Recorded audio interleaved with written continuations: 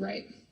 I think that needs to be the focus. It's more strategic movement that needs to happen similar. I think Allen was suited for that as a Yeah, no, I think that's great advice. I don't know if you guys heard that question, but he talked about targeted enforcement. And Rob was saying how it's much more effective in a lot of, especially these sanctuary cities, where we can work on targeting those individuals who have a criminal history besides their legal status that may be in violation of their visa or work permit, but that we work on those and make sure we're going out and doing that with the local law enforcement as much as we possibly can. And that is something that we are going to continue to do, and make sure that we're focusing and prioritizing those individuals and make sure that we're addressing the public safety threats there. Thank you. Yes, sir.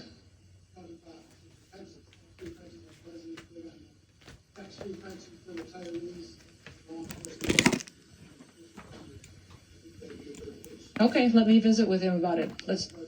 That'd be great. Well, we're talking about doing some other tax benefits for other, so that may be something we could wrap into that conversation. Great idea. Perfect. Yes, sir. Good afternoon, Madam Secretary. My name is Chris Callaghan. I'm the Vice President of San Francisco Police Officers Association. First of all, I just want to say thank you for recognizing major cities and all of our police unions here across the nation. It means a great deal for you to be here today, so thank you for that. My question, local officers have increasingly been on the front lines of Homeland Security, yet we are still funded and staffed like a city responsibility, not a national one. How will DHS ensure local agencies aren't carrying federal priorities on local budgets and with local staffing?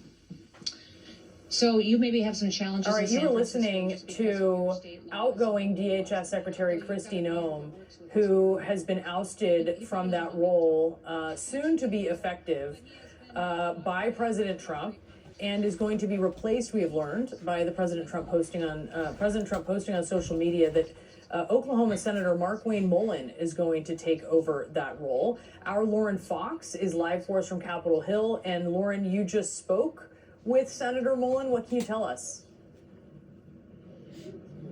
Yeah, it was really brief. He got out of his Jeep and was headed back into the United States Senate to vote. He left this chamber just a short time ago, and somewhere between that moment and him coming back, he believes that that is when he got the news. You know, he told reporters that he learned just a little bit before we all did, aka before that True Social post, that he had been tapped for this job. He said that he still wants to have further conversations with the president. We repeatedly asked him, are you interested in this job? Are you excited about this job? He said that he just wasn't ready to comment at this moment. But obviously, this is really fast and developing very quickly up here on Capitol Hill. This morning, he was obviously pretty relaxed up here. It wasn't clear exactly that this is the moment we were headed toward.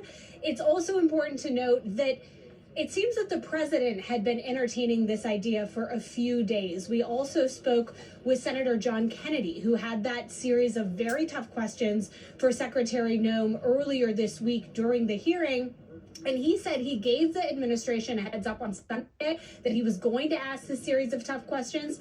Then he had a subsequent conversation with the president after the hearing. And during that conversation, Kennedy said that the president asked him what he thought about Mullin in this role. So how long the president was thinking about this is unclear, but he at least was entertaining the idea with Senator John Kennedy a few days ago. But again, we just caught up with Senator Mullin, and it is not clear exactly what his view is on this job. I think it's moving just really quickly, even for the senator.